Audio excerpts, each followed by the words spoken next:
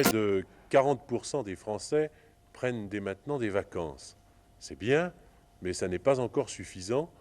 L'évolution sociale, l'élévation du niveau de vie nous permettent d'espérer que bientôt toutes les familles de France pourront prendre des vacances.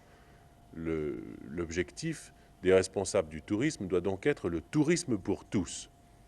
La formule des villages de vacances est intéressante pour trois raisons principales. La première, c'est qu'elle correspond au goût des touristes d'aujourd'hui du plein air. La seconde, c'est qu'elle correspond aux moyens d'un budget familial.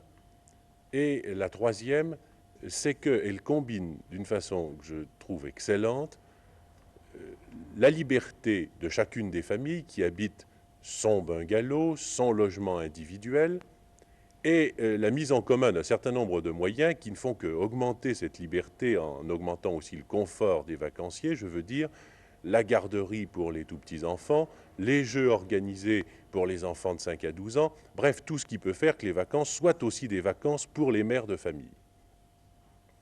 Et enfin, bien entendu, cette formule est économique parce qu'elle est rationnelle. Les villages de vacances modernes sont organisés de telle sorte que le personnel y soit aussi peu nombreux que possible. Chaque famille entretient son bungalow, ce qui supprime toute une partie de ce personnel. Et en revanche, on peut avoir des monitrices pour les enfants, des animateurs pour les loisirs. Et cette formule vacances-loisirs est certainement celle de l'avenir.